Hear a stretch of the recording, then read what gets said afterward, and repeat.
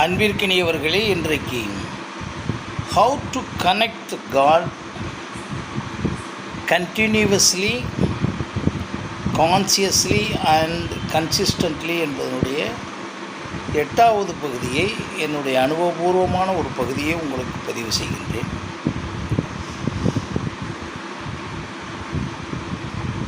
எல்லாமே ஒரு ஆயிரக்கணக்கான நூல்கள் வந்துவிட்டன. மெய்ஞான நூல்கள் தான். அஷ்டவக்ர கீதைனாலும் சரி, ஓஷோவுடைய பல நூல்கள், வேதாந்தத்தில் இருக்கக்கூடிய அத்தனை நிர்விகல்ப சமாதி பற்றி, அத்வைதம் பற்றி எதை எடுத்தாலும் ஒரே ஒரு விஷயத்தை தெளிவாக சொல்லப்படுகிறது. அது கூட ஓஷோ நல்லா சொல்கிறாரு. சூன்யம்தான் சத்தியத்தின் வாசல், உண்மையின் வாசல். அப்போ சூன்யமாகிறதான் இன்றைக்கி பல்வேறு மொழிகளில் சொல்லிக்கிட்டு இருக்காங்க. வேதாந்தம் சொல்லுகிறது நிர்விகல்ப சமாதி. அப்புறம் அதை நோ தாட், ஸ்டில் மைண்ட் எல்லாம் சொல்லிட்டாங்க. Body experience, out of body experience, சொல்லாத வார்த்தைகளே இல்லை.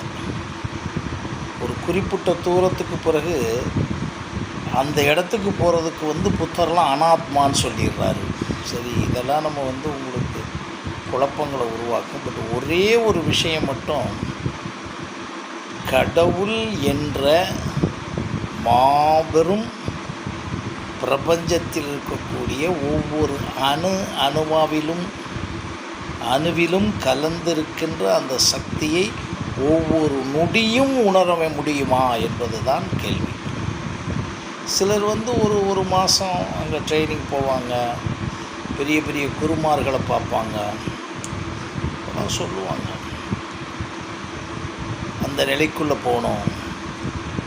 அப்புறம் ஓஷோனுடைய தியானமெல்லாம் செஞ்சவங்க தியானத்துக்குள்ளே போனால் அடைஞ்சோம் எல்லாம் சொல்கிறாங்க. எனக்கு செகண்ட் தாட்டில் பட்டு அது எப்படி என்பதை பல ஆண்டுகளாக போராடி எண்ணம் முழுவதுமாக அழிந்துடணும் அல்லது அமிழ்ந்துடணும்.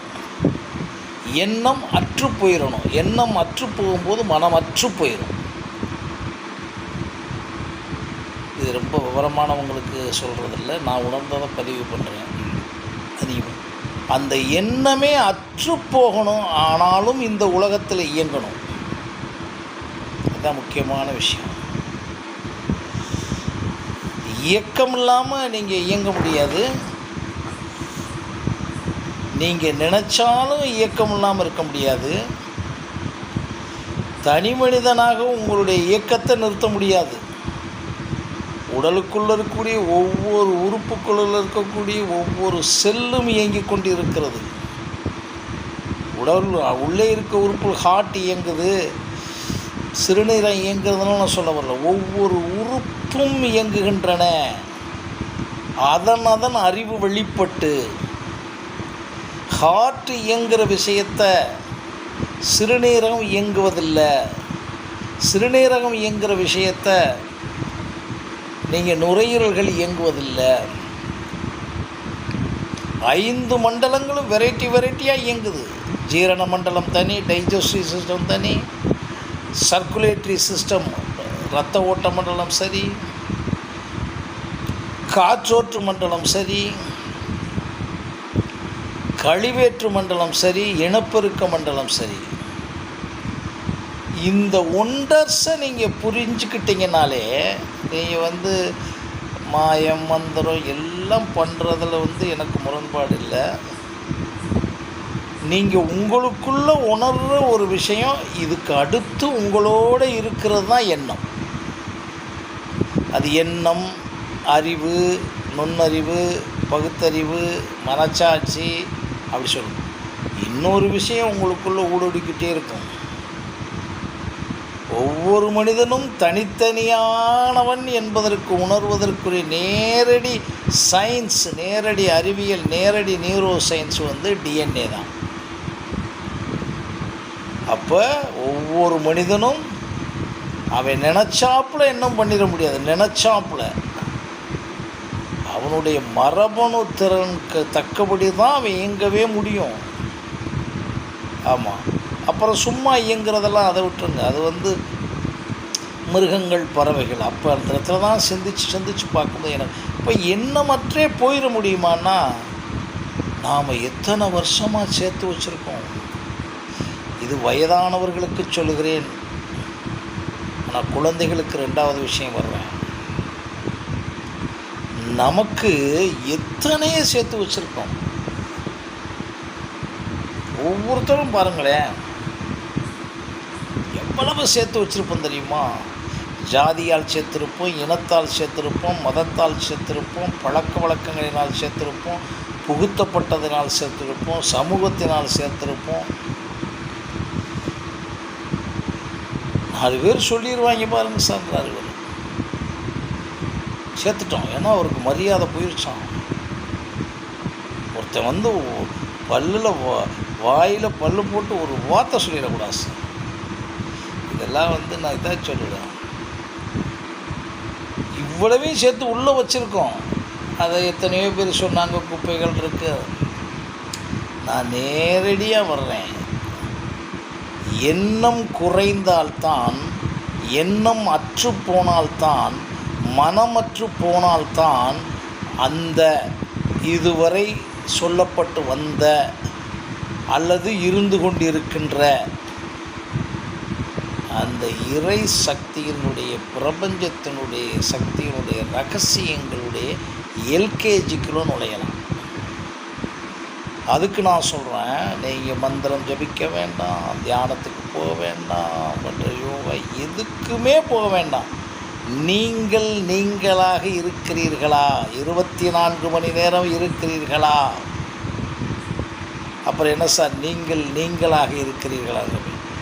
ஒவ்வொரு மனிதனும் அறிவியல் பூர்வமாக, மெய்ஞான பூர்வமாக தனித்தனியானவன் என்பதை நீங்கள் எத்தனை பேர் புரிஞ்சு உணர்ந்துருக்கீங்கன்னு தெரியாது. கேட்டிருப்பீங்க, everybody is unique sir, everybody is unique sir, ஒவ்வொருத்தரும் தனித்தனியானவன் சார், 5 வரலும் ஒன்றா இருக்காது சார், சொல்லிக்கிட்டே இருக்கீங்க. நீங்கள் are you experiencing it continuously in every day, every hour, every மினிட்னு நான் சொல்கிறேன். உணர முடியும். எனக்கு இந்த மனிதன், தனி மனிதன், நானாக இருக்கிறேன்னா அடுத்த ஆளை பார்க்குறேன்னா, அது ஒப்புமை, அதெல்லாம் சொல்லியாச்சு. அதுக்கு மேலே வர்றேன். என்னிலிருந்து அப்படி மாறுபடும் போது புரிஞ்சுக்கோங்க, உங்களுக்கு ஒன்றுமே தெரியாது. உங்களுடைய உடலில் இருக்கக்கூடிய ஒவ்வொரு செல்லும் டிஸ்லோகேட் ஆகும். நேர்மறையாக செய்ய சொல்கிறேன். நீங்கள் நீங்களாக, உங்களுடைய உடல் தனி, உங்களுடைய மனம் தனி, உங்களுடைய அறிவு தனி, உங்களுடைய நுண்ணறிவு தனி, உங்களுடைய பகுத்தறிவு தனி, உங்களுடைய மனச்சாட்சி தனி, உங்களுடைய மரபணு திறன்களுடைய எழுச்சி தனி, உங்களுக்குரிய காலம் தனி, உங்களுடைய நேரம் தனி, உங்களுடைய இடம் தனி. இதை இப்போ நான் பதிவு பண்ணிகிட்ருக்கேன் ஒரு ஸ்பார்க்கில். எனக்கு வேண்டிய ஒரு இடத்துல செய்கிறேன். அப்படி இருந்தும் ஃபேன் ஓடிக்கிட்டு இருக்கிறதுனால சத்தம் கூடும், இருந்தாலும் அந்த ஸ்பார்க்கை பதிவு பண்ணுறேன். இவ்வளவும் இருந்து செஞ்சால் தான் இந்த செய்தியை நான் உங்களுக்கு சொல்ல முடியும். நானும் உங்களுக்காக இல்லை, எனக்கு காலம் அமையணும், இடம் அமையணும். இப்போ எனக்கு சுற்றி இருக்கக்கூடிய எந்த சவுண்டு இல்லை, அதுக்கு ஓகே ஆயிடுச்சு. ஆனால் ஃபேன் ஓடிக்கிட்டு இருக்குது இந்த காலத்தில். அந்த சத்து ஆக்கிரமிக்கிறது தெரியுது, அதே டிஸ்டர்ப் தான். ஆனால் அந்த ஸ்பார்க்கில் ஓகே அப்படின்றேன். அப்படின்னா என்ன நான் சொல்ல வர்றேன்னா, ஒவ்வொரு மனிதனும் தனித்தனியானவன் என்று மட்டும் நினைக்காதீர்கள். ஒரு நாளில் இருக்கக்கூடிய 1440 நிமிடமும் 86,400 நொடிகளிலும் நீங்கள் ஒவ்வொரு நொடியிலும் உங்களுடைய உள்வாங்குதலுக்கு தக்கபடி, நீங்கள் ஏற்படுத்தியிருக்க சூழலுக்கு தக்கபடி, நீங்கள் வைத்திருக்கக்கூடிய மரபணு திறன்களுக்கு தக்கபடி, உங்களுடைய உடம்பில் இருக்கக்கூடிய ஒவ்வொரு செல்லில் இருக்கக்கூடிய டிஎன்ஏக்களில் மரபணு திறன்களில் there are 5 processes going on: evaluating the genetical intelligences, elevating the genetical intelligences, enlarging the genetical intelligences, enrichment of genetical intelligences, the enlightenment. இது பூரா அந்த process.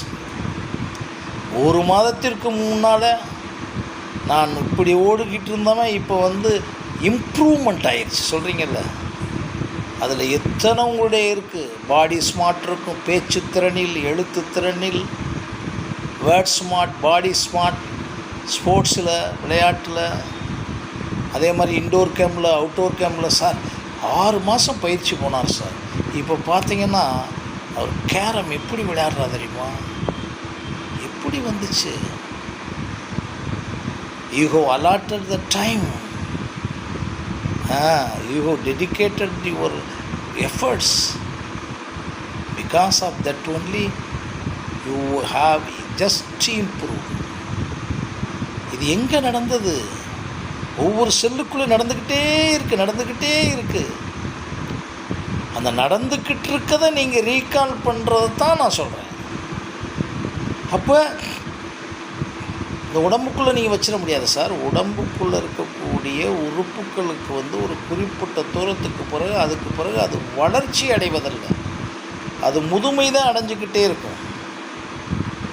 But till your death, உங்களுடைய மரபணுவை நீங்கள் ஒழுங்காக நீங்களாக இருந்து உங்களுக்குரிய ஆற்றலை, நான் கவிஞன், நான் எழுத்தாளன், நான் இசைஞன்,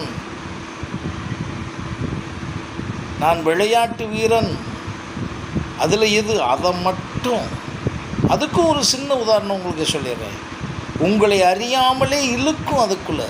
அதில் காசு வராது, பணம் வராது, ஒன்றும் இருக்காது, வறுமையைத்தான் கொடுக்குறது மாதிரிலாம் தெரியும். பாரதியைத்தான் நம்ம நினைக்கணும். ஜஸ்ட் பாரதியாரை நினச்சி பாருங்கள்.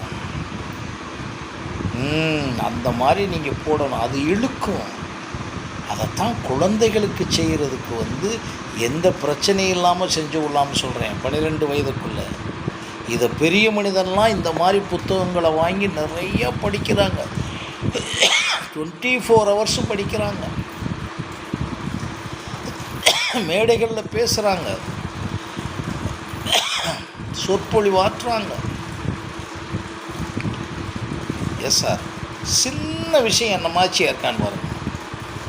3000 வருஷத்துக்கு முன்னால் கண்டுபிடிக்கப்பட்ட தமிழர் மரபான அறம் சார்ந்து வாழக்கூடிய வாழ்க்கையில் மிக மிக முக்கியமானது ஒன்றும் பொய் சொல்லாமை. மற்றதெல்லாம் இன்னைக்கு பாருங்கள் சார், வள்ளுவன் சொல்லிட்டார், வாய்மை எனப்படுவது விடுங்க சார். அரசு ஊழியர்கள் தங்களுடைய அரசு ஊழியர்கள்னால் நான் சொல்கிறது எல்லாத்தையும் சொல்கிறேன், ஜுடிஷியல் வரைக்கும் சொல்கிறேன், காவல்துறை எல்லாம் 54 டிபார்ட்மெண்ட் சொல்கிறேன். அவர்கள் அந்த உறுதிமொழி எடுக்கிறாங்கல்ல சார், அப்படியே வாங்க, சட்டசபை, மக்கள் சபை, அப்புறம் மேலே போங்க, பார்லிமெண்ட்டு போங்க சார். இதை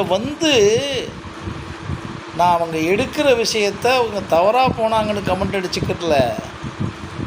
இந்த விஷயம் சொல்லப்பட்டு இத்தனை ஆண்டுகள் ஆகி யாராவது ஒரு 50லிருந்து 60% ஃபாலோ பண்ணியிருந்தா இப்படி நடந்திருக்குமா சார்? ஒரு 1%, 2% சிலர் அவங்க மட்டும் பேரை சொல்லிக்கிட்டு இருக்கோம். நம்ம சொல்லாமல் இல்லை. ஐஏஎஸ் அதிகாரின்னா இவர் தான் சொல்கிறோம், ஜுடிஷியலில் இவர் தான் அறம்ன்றோம், போலீஸ் துறையில் இவர் தான்றோம், வெரி ரேரஸ்ட் ஆஃப் ரேருன்றாங்க. அப்படின்னா என்ன நான் சொல்ல வர்றேன்னா, இதைத்தான் நானும் சொல்கிறேன். நீங்கள் தனித்தனியானவர்கள்ன்றதுக்கு ஒரு பள்ளிக்கூடம் வேணாம், ஒருத்தன் உங்களுக்கு சொல்லித்தர வேணாம். சுவாமிஜி சொன்ன ஒரு விஷயத்தை எடுத்துக்கங்க. You can determine your destiny. உன் தலையெழுத்தை நீ மட்டும்தான் நிர்ணயிக்க முடியும்னு அவர் சொன்னது. ஆல் ஸ்பிரிச்சுவல்ஸ் ஆர் செகண்டரி நோனல். கிடையாதுடா. கடவுளோட கனெக்ட் பண்ணுறதுக்கு உனக்குள்ளே இருக்கக்கூடிய, உன்னுடைய உடம்பில் இருக்கக்கூடிய, உன்னுடைய செல்கள் இருக்கக்கூடிய, உன்னுடைய இயக்கத்தில் இருக்கிறது ஒரு நாளாவது உணர்ந்து நீ சாப்பிட்ருக்கியா? வெரி ரேரஸ்ட் ஆஃப் ரேர்னு சொல்லிட்டேன். சாப்பிட்றோம்ல, நம்ம அந்த சாப்பாடை எடுத்து வைக்கிறோம்ல, அந்த சாப்பாட்டுக்குள்ளே என்ன இருக்குன்னு சுகரோ ப்ளட் ப்ரெஷரோ கொழுப்பு சத்தோ சிக்கலானாத்தான் இந்த உணவை சாப்பிட்டா கூடுது, அந்த உணவை சாப்பிட்டா குறையுதுன்னு சொல்கிறீங்க சார். ஆனால் ஆர்டினரி காலங்களில் நீங்கள் எத்தனை வருஷம் சார் அந்த உணவுக்குள்ளே என்ன இருக்குது, அந்த உணவில் சாப்பிட்றோமே, அந்த உணவு இந்த உடம்புக்குள்ளே என்ன செய்யும்னு நினச்சி நம்ம சாப்பிட்டோமா சார்? நாக்கில் டேஸ்ட்டாக இருந்தால் அப்படியே சிக்கன் ஃபிக்ஸி, மட்டன், சிக்கன், கோழி, ஆடு, மாடு, பீஃப் சாப்பிட்றதுக்கெல்லாம் நான் குறை சொல்லலை.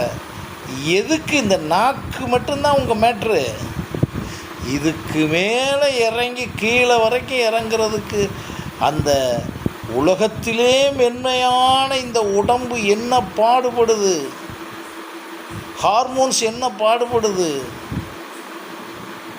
சுரப்பிகள், அகச்சுரப்பிகள் என்ன பாடுபடுது, இன்டெஸ்டைன் என்ன பாடுபடுது,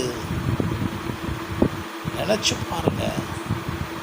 ஒரு குழந்தை, பிறந்த குழந்தையை தூக்கி அப்படி பார்க்கும்போது நம்ம நினைப்போம், அப்படியே பற்று மாதிரி தொடுவோம் பிறந்த குழந்தைய. கொஞ்சம் சின்ன குழந்தையாக இருந்தாலும் அதே மாதிரி தான் ஹேண்டில் பண்ணுவோம். இது மாதிரி லட்சம் மடங்கு மென்மையானது உங்கள் உடம்புல இருக்க ஒவ்வொரு அணுவணுவான செல்களும்.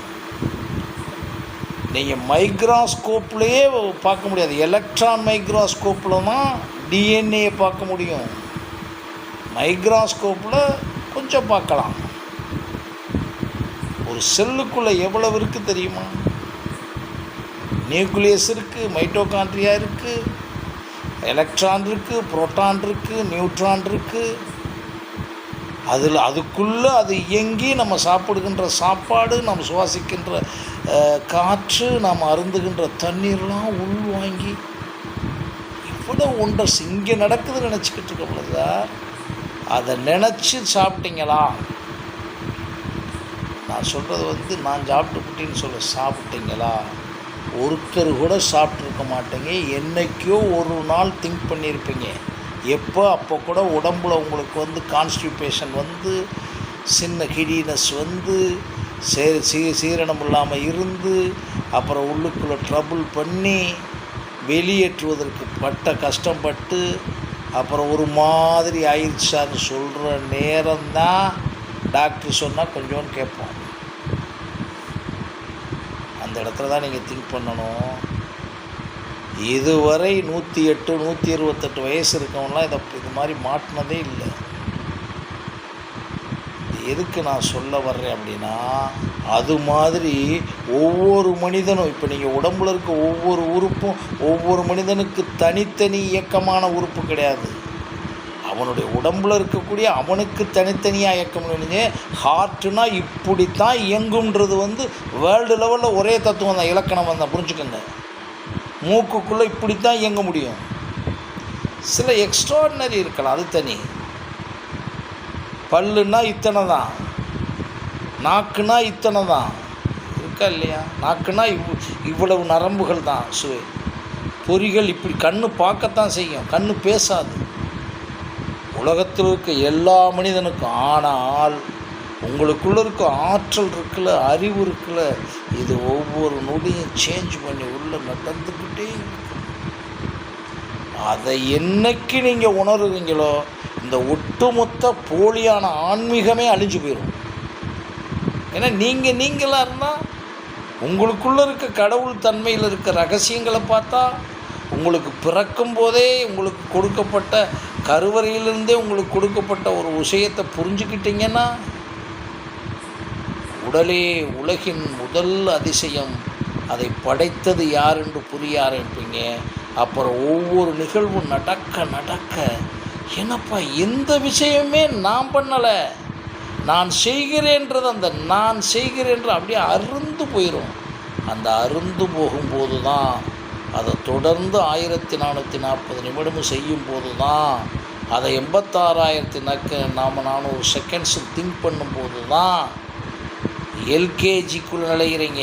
எந்த உண்மையான ஆன்மீகத்துக்கு. அதுக்குத்தான் நாங்கள் சொல்கிறோம், அறிவை தேடு, அறிவியலை தேடு, இதை ரெண்டையும் வைத்து உண்மையான ஆன்மீகத்தை தேடு. அறிவியல்ன்றது சயின்ஸ் தெரியணும்ல சார், உணரணும்ல. இந்த உடம்புக்குள்ளே சாப்பாடு போகுதுன்னா ஹவ் டைஜஸ்டிவ் சிஸ்டம்னு போட்டால் தானே அது எப்படி கரையுதுன்னு போக முடியாத சயின்ஸ். அறிவியலை தேடி அதுக்குள்ளே ரிலேட் பண்ணி பாருங்கள். பேச்சு வருதே, இந்த பேச்சுக்குள்ளே இருக்குது என்ன ரகசியம்னு பாருங்கள். இதை எப்படி நாங்கள் சொல்லிக் கொடுக்குறோம்னா, இதுக்கு பயிற்சியே தேவையில்லை. 3 மாதம் பயிற்சி, தியானத்தெல்லாம் தேவையே கிடையாது. எல்லாம் க்ளோஸ் பண்ணிடுங்க. நைட்டு படுக்கும்போது தூங்குறதுக்கு முன்னால் அக்கௌண்ட்டு பார்த்துருங்க, கம்ப்யூட்டரை பார்த்து 5 வகை எல்லாம் பார்த்து முடிச்சிருங்க. ஒரு அரை மணி நேரம், ஒரு 3/4 மணி நேரம் இதை மட்டும் திங்க் பண்ணுங்க. உங்கள் உடம்புக்குள் நடக்கிற நிகழ்வு, நீங்கள் சாப்பிடுகின்ற உணவை, காலையிலேருந்து எண்ணுகின்ற எண்ணத்தை, எண்ணுகின்ற எண்ணமும் உண்ணுகின்ற அன்னமும் திண்ணமானால், எண்ணமும் அன்னமும் திண்ணமானால் மூளையில் ஒரு பெரிய ரகசியங்கள் கொட்டி, அப்படி ரகசியங்கள் கொட்டி வந்தது தான் இன்றைக்கி இருக்கக்கூடிய 64 கலைகளாக இருக்கட்டும், ஆயிரக்கணக்கான விஞ்ஞானமாக இருக்கட்டும், எல்லாம் மூளைக்குள்ளேருந்து வந்த மரபணு திறன்களிலிருந்து வந்த விஷயந்தான். அதை உணர்ந்துக்கிறணும்னா உங்களை நீங்களாக ஒவ்வொரு நிமிஷமும் உங்களுடைய நேர்முறை மாறாமல், உங்களுடைய மரபணு திறனை ஆசைப்படாமல் கபடி விளையாடுறவர் திடீர்னு நான் கால்பந்து விளையாட முடியும்னு ஓடக்கூடாது. அது விளையாடுறதுல எது உன்னை ஈர்க்கப்படுகிறதோ அதையும் சொல்லி கொடுத்துருக்கேன்ல, ட்ரை பண்ணுங்கள். ஒரு சின்ன செய்தி பதிவு பண்ணியிருக்கேன் இன்றைக்கி. நன்றி, வணக்கம்.